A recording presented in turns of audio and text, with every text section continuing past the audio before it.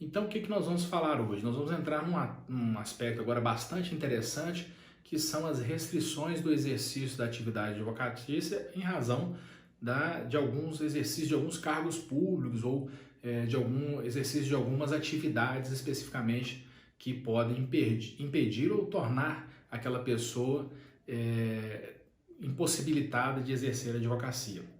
Primeiro, nós precisamos fazer uma distinção muito importante. O que é incompatibilidade e o que é impedimento?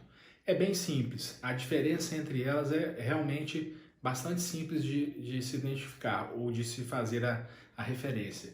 A incompatibilidade é uma proibição total ao exercício da advocacia.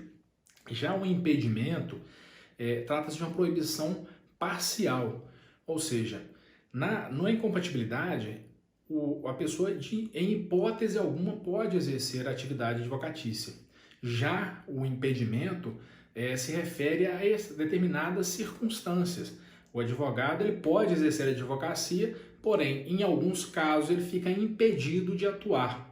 Então, é uma proibição parcial. Então, vejamos aqui, porque, infelizmente, a forma de estudar essa disciplina, esse conteúdo especificamente, é a leitura mesmo da lei, porque ela estabelece para a gente quais são os casos específicos, quais são os cargos em que se aplica ali a incompatibilidade, o que gera impedimento. Vamos lá, então, vamos falar primeiramente das incompatibilidades. Em relação às incompatibilidades, a legislação se ocupou de estabelecer para a gente um rol de atividades que são incompatíveis, ou seja, que não permitem o exercício da atividade advocatícia em hipótese alguma. Então vejamos aqui, primeiro delas, o chefe do Poder Executivo, um prefeito, um governador, um presidente da República estão então incompatíveis com, ou seja, com o cargo de advogado, né? São cargos incompatíveis. Também a mesa, né, a mesa diretora aí do Poder Legislativo. Quem é a mesa diretora? É o presidente da Câmara, o presidente da Assembleia, o presidente, né, do Senado, o presidente do Congresso Nacional. Então, a mesa diretora ela é composta por alguns integrantes, que seria um presidente, 2 vice-presidentes e 4 secretários, seja em qual for a esfera, seja municipal, estadual ou federal. Então, a mesa diretora, né, vejam bem, não são os vereadores, não são os deputados, são especificamente aquele vereador que ocupa o cargo de direção da mesa, né? Ou o deputado que venha compor a presidência da Assembleia, ou vice-presidente, enfim, como eu disse aqui, que compõe a mesa diretora do cargo do Poder Legislativo. E membros do Poder Judiciário, questões, né, praticamente lógicas.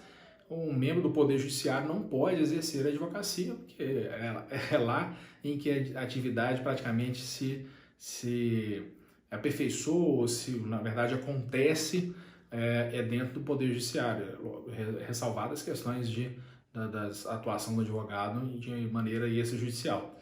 Mas por razões óbvias, membros do Poder Judiciário, membros do Ministério Público, membros dos tribunais e conselhos de contas, juizados especiais, juiz de paz, fazem casamento, né, nos cartórios, esses juízes de paz aí seriam aqueles juízes que ainda mantêm esse tipo de atividade, né? Os juízes classistas, há algum tempo já, eles não exercem mais.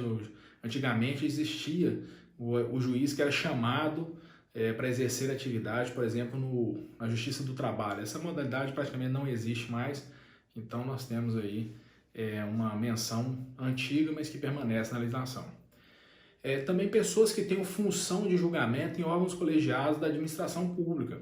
Né? A pessoa que exerce algum tipo de julgamento, como é que ele vai peticionar e ao mesmo tempo exercer a função de julgamento? Às vezes ele pode atrair para ele como advogado, por ser membro de julgamento de órgão colegiado, causas que poderiam, assim, já que você julga lá, faz a petição aqui, porque você bate o lateral, corre para a área e cabeceia, né?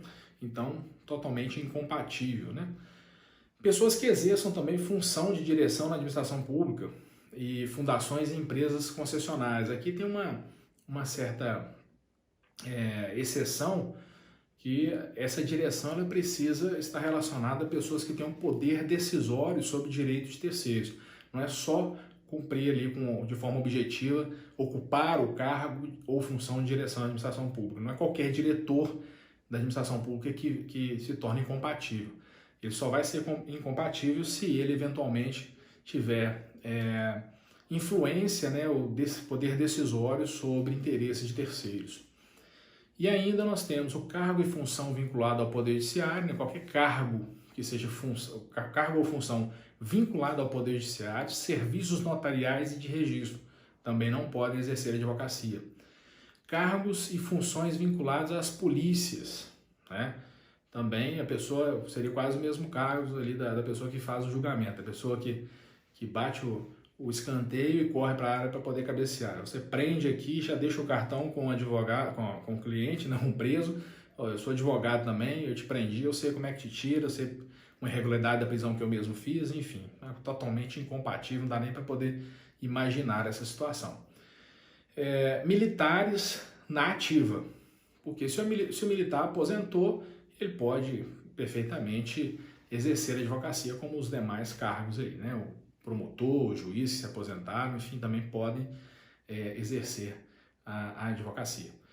Nós temos ainda cargos e função de lançamento, arrecadação e fiscalização tributária, né? Então, quando a gente diz lançamento, é um termo técnico, né, de fazer escrever na dívida ativa. A pessoa que trabalha nessa função, também a legislação se ocupou de impedir, de torná-los incompatíveis com o exercício da advocacia. E por fim, função de direção e gerência de instituições financeiras. E detalhe, inclusive privadas, não só do setor público. Então, assim, vejamos bem a questão das incompatibilidades. Nós temos aqui um bloco relacionado a poder executivo e legislativo. Mas vejam bem, somente o chefe do poder executivo e a mesa diretora, vamos dizer assim, as pessoas que exercem de fato ali o topo, né, da função.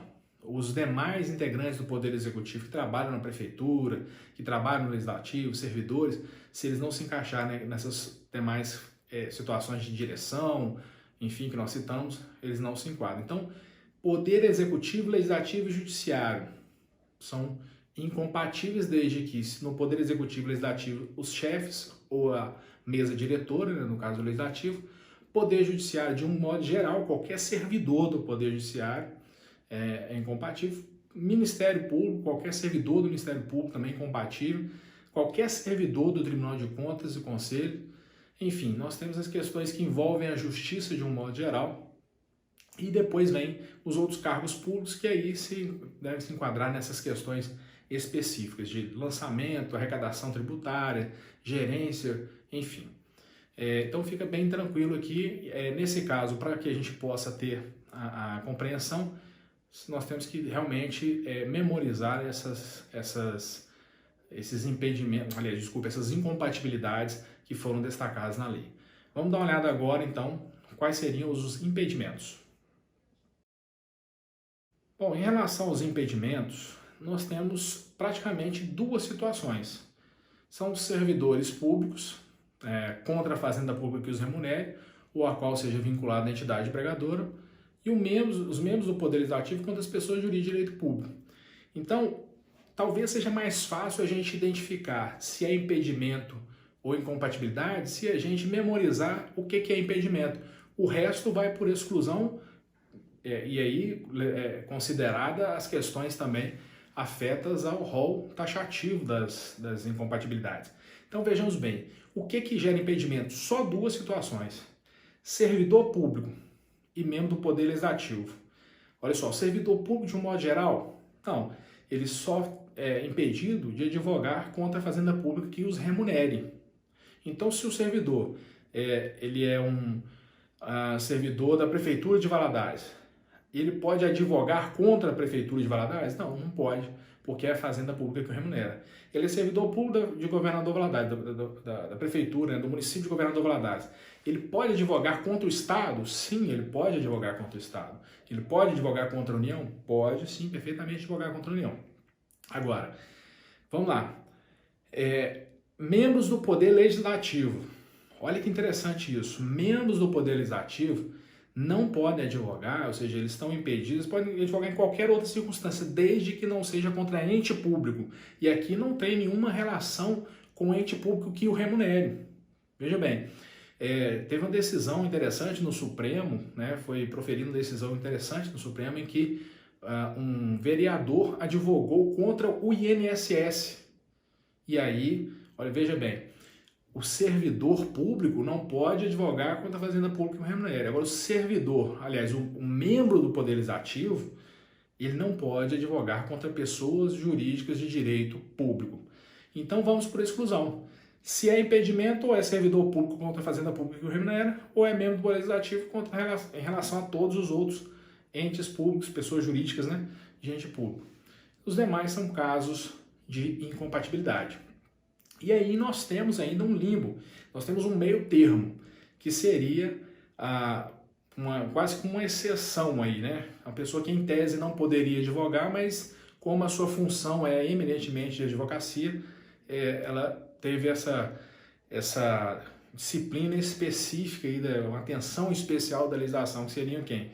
Os procuradores gerais, advogados gerais, dirigentes jurídicos, que estão aí nessas exceções que nós indicamos, que podem advogar exclusivamente na função que exercem. Ou seja, o procurador-geral do município, em tese, seria, por equiparação a um secretário, seria um caso de incompatibilidade com a advocacia, pelo status que ele ocupa dentro da hierarquia, né, da atividade, né, do ente público que ele presta serviço. Porém, a atividade dele é exatamente advogar em função do município, ou seja um procurador do Estado, enfim, e nós temos regras específicas também para os procuradores do Estado, que vocês vão falar assim, professor, mas eu conheço procurador que advoga.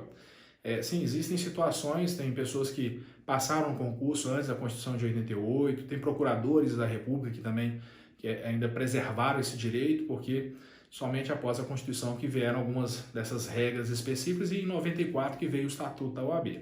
Mas vamos lá. Em relação a procurador, advogado-geral, dirigente jurídico de órgãos jurídicos da administração pública, só podem advogar exclusivamente na função que exercem. Ponto. Beleza. Agora, os servidores públicos, cujos cargos sejam de professores de ensino jurídico, não se inserem nas proibições das incompatibilidades. Então, imagine que lá o servidor, ele seja um professor da UFJF. Ele tem alguma incompatibilidade, porque ele exerce a direção da faculdade. Ele é diretor, ou seja, se enquadra especificamente naquele caso de direção de órgão público, né? Com poder decisório, enfim. Mas se a atividade dele é acadêmica, né, ainda mais na área do direito, nesse caso eles estão também excluídos da incompatibilidade.